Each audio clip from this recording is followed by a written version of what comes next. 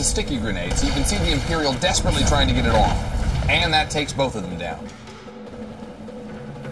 Okay, this is our first mini-boss. The smuggler's going to sneak around here in stealth and tranquilize one of those trained vine cats, taking him out of the fight until the team's ready.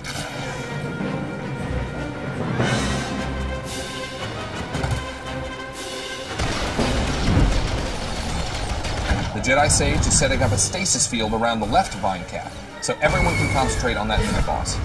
Now it looks like the trooper tossed a sticky grenade onto the handler. This move packs a punch, but it's also damaged that first vine cat, breaking him out of his stun.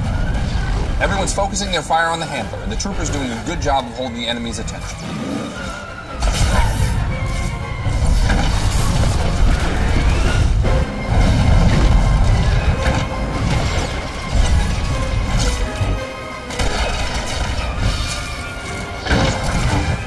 Great, now that the mini-boss is down, the team can take down the vine cats. The Sage's stasis field lasts a nice long time, but the group's going to want to take that first vine cat down before it fades.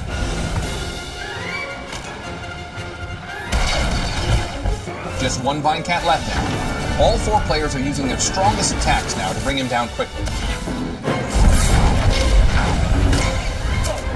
And the trooper finishes him with a stock strike.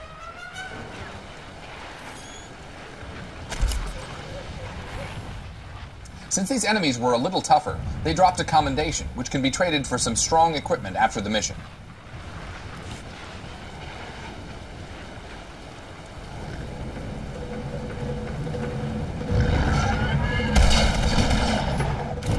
Further up the path, the team runs into an Imperial patrol, and it seems they've already got their hands full. As you can see, jungle skin flayers are no fans of the Imperials either.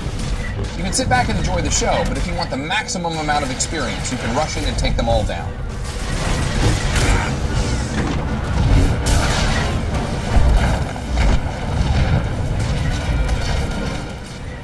Our Jedi Sage has unfortunately drawn aggro, and that's not what she's built for, so let's hope that the team can help her out here.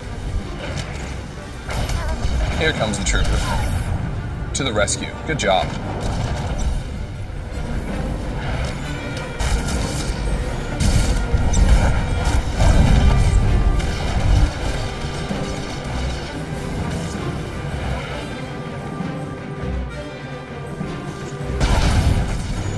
So that was a destructible barrel.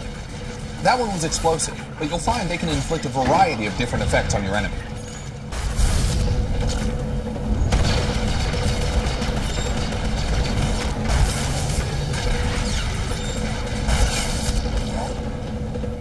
After blowing up this research station, the team is going to move on to the entrance of the Imperial base.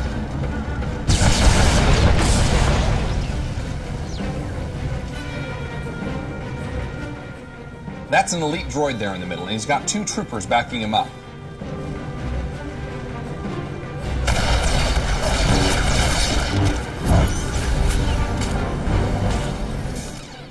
Back from our trooper's perspective, you can see he's tossing a cryo grenade at one of the other troopers, so we can concentrate on the elite.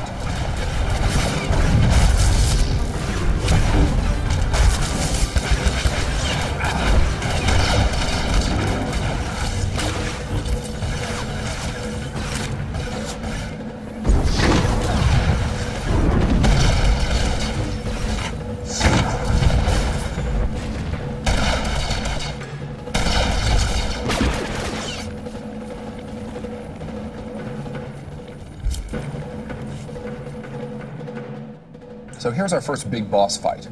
You see Captain Shivanek up there on the deck. But as they attack, he's released his pet, Ripper. Ripper's a little tougher than Captain Shivanek, so luckily the team knew this in advance because they're clever and have probably died several times trying to do this flashpoint. So you can see the Jedi Knight in the background is trying to take care of Captain Shivanek. The Jedi Sage is there with him. The Trooper is taking aggro from Ripper. And he's partnered pretty much with our smuggler. The smuggler's going to keep him alive as long as he possibly can. And hopefully our two Jedi are going to take care of Captain Shivanek and be able to help out. The smuggler's also responsible for keeping the Jedi alive, so you've got to do a little bit of multitasking here. As you can see, Ripper can take that trooper down very quickly without some help.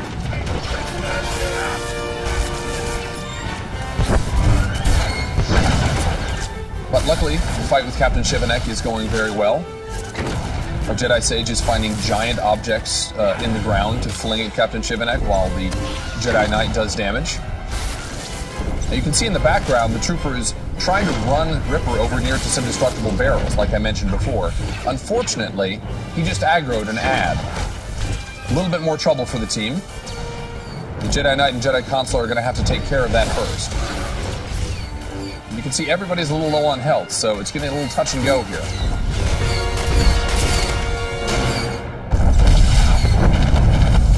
But luckily they were paying attention. They've taken care of the ad rather quickly. Well done.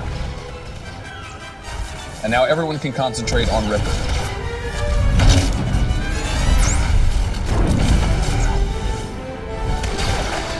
Trooper got a little low on health there, but luckily the smuggler was paying attention. Now we're in a case where we can actually ping-pong aggro.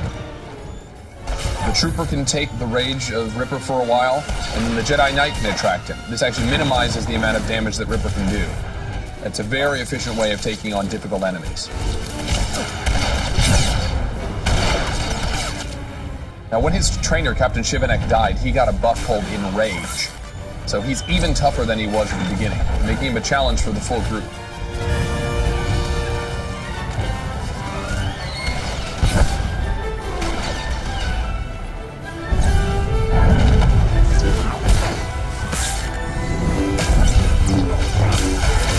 But as you can see, our crack team is up to the challenge.